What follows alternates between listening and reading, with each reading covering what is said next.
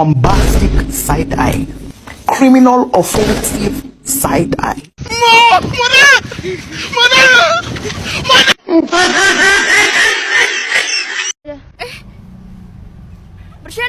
Bercanda. Assalamualaikum warahmatullahi wabarakatuh. Perkenalkan, nama saya Anggi Puspitasari dari kelas Manajemen 22DX MPM 22411070. Di sini saya akan menjelaskan tentang pengertian statistika. Pengertian statistika adalah ilmu mengumpulkan, menata, menyajikan, menganalisis, dan menginterpretasikan data menjadi informasi untuk membantu pengambilan keputusan yang efektif. Statistik adalah kumpulan angka yang tersusun lebih dari satu angka. Adapun jenis-jenis statistika, yaitu statistika deskriptif adalah metode statistika yang digunakan untuk menggambarkan dan mendeskripsikan data yang telah dikumpulkan menjadi sebuah informasi. Penyajian statistika deskriptif dapat dalam bentuk tabel, diagram, ukuran, dan gambar.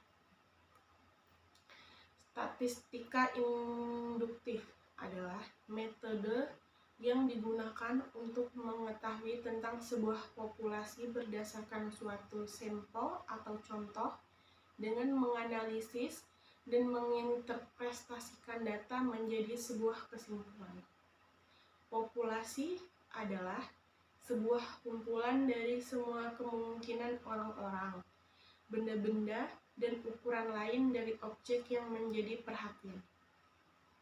Sampel adalah suatu bagian dari populasi tertentu yang menjadi perhatian.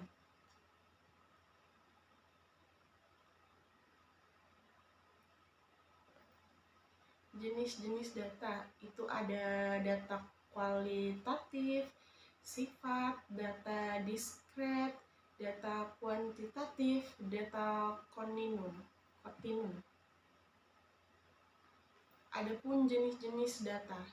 Di sini jenis-jenis data dibedakan menjadi dua macam, yaitu data kualitatif dan data kuantitatif. Apa sih data kualitatif itu? Data kualitatif itu adalah data yang diperoleh dari sampel atau populasi. Data tersebut bukan berupa angka. Dan data kuantitatif itu adalah data yang diperoleh dari sampel atau populasi. Data berupa angka.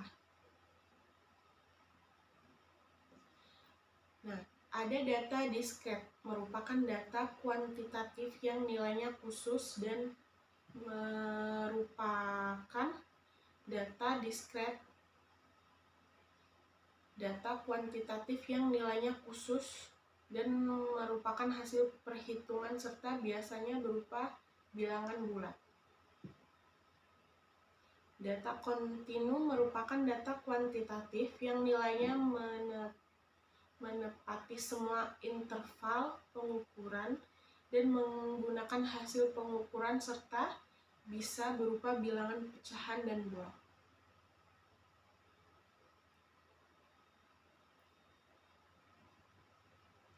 Data primer, data yang diperoleh langsung sumbernya atau objek penilaiannya. Data sekunder, data yang sudah diterbitkan atau digunakan pihak lain.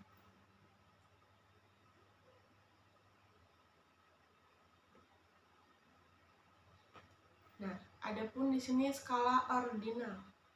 Skala ordinal data yang sudah diurutkan dari jenjang yang paling rendah sampai yang paling tinggi, atau sebaliknya, tergantung peringkat selera pengukuran yang subjektif terhadap objek tertentu. Skala interval. Skala interval, skala yang menunjukkan jarak antara satu data dengan data yang lainnya. Adapun skala rasio. Skala rasio pengukuran yang mempunyai sifat pengukuran dan tidak memiliki sebuah titik nol.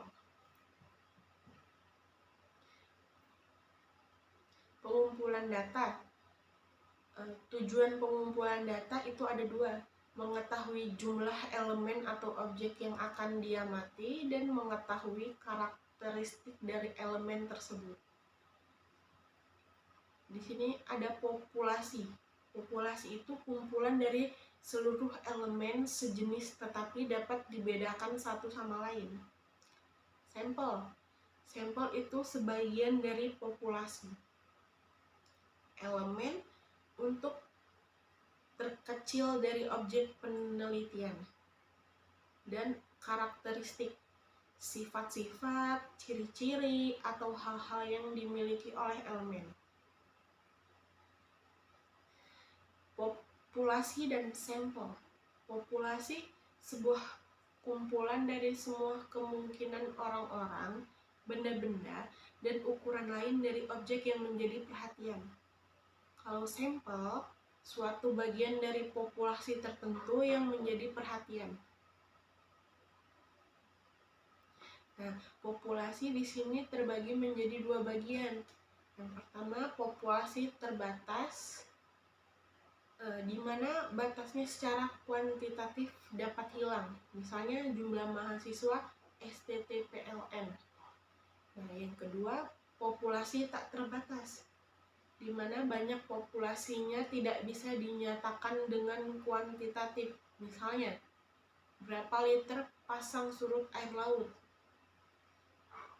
Berdasarkan sifatnya, maka populasi dibagi lagi menjadi dua bagian, yaitu populasi homogen dan populasi heterogen.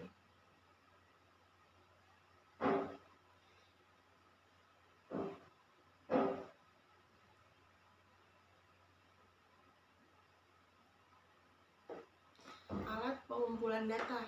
Di sini alat pengumpulan data ada wawancara, kuesioner, pengamatan, dan dokumentasi. Wawancara atau interview. Wawancara suatu cara mengumpulkan data yang digunakan untuk memperoleh informasi langsung dari sumbernya, di mana terjadi interaksi tanya jawab antara pewawancara dengan yang diwawancara untuk meminta keterangan atau pendapat mengenai suatu hal. Faktor yang mempengaruhi arus informasi dalam wawancara itu ada 4. Pewawancara, responder, pedoman wawancara, dan situasi wawancara.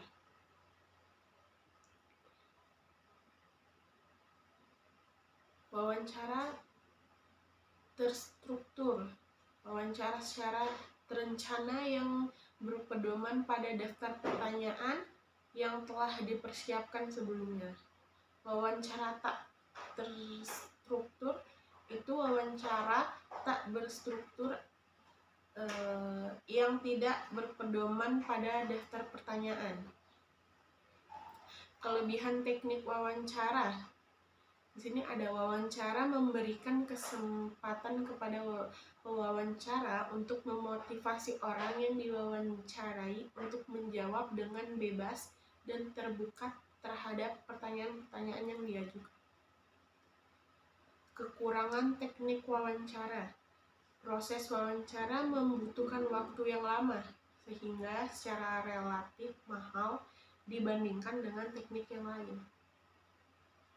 Kuesioner.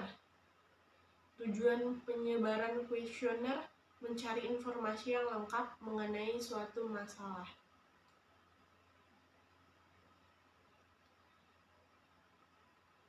Contoh kuesioner terbuka. Mata kuliah apa saja yang saudara ambil pada semester 2? Keuntungan kuesioner terbuka itu ada 2, bagi responder dan bagi peneliti. Contoh kuesioner tertutup itu misalnya, mata kuliah pemrograman apa yang Anda kuasai. Contoh angket terbuka dan tertutup, mata kuliah eksak yang Anda sukai. Adapun pengamatan. Pengamatan itu pengumpulan data melalui pengamatan dan pencatatan oleh pengumpulan data terhadap gejala atau peristiwa yang diselidiki pada objek penelitian. Contohnya, observasi tentang jumlah kendaraan yang lewat di jalan tol Jakarta Cikampek untuk menganalisis tingkat kepadatan di jalan tol.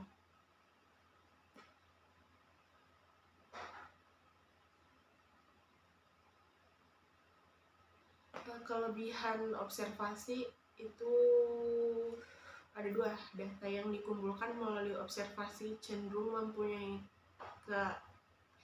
keandalan yang tinggi. Yang kedua, penganalisis melalui observasi dapat melihat langsung apa yang sedang dikerjakan. Adapun kelemahan observasi, yaitu memerlukan banyak waktu, tidak dapat digunakan untuk pengumpulan data masa lalu dan akan datang. Hasil observasi bisa 3 macam. Yang pertama, hasilnya sama dengan informasi sebelumnya yang sudah diperoleh lewat wawancara, studi keputusan, dan sumber lain. Yang kedua, hasil observasi bersifat komplementer atau melengkapi informasi yang sudah ada dari sumber lain. Yang terakhir, hasil observasi bersifat kontras atau sangat berbeda dengan informasi yang sudah diperoleh sebelumnya. Sekian penjelasan dari saya. Apabila ada kurangnya saya mohon maaf. Saya akhiri, wabillahi taufiq wal hidayah. Wassalamualaikum warahmatullahi wabarakatuh.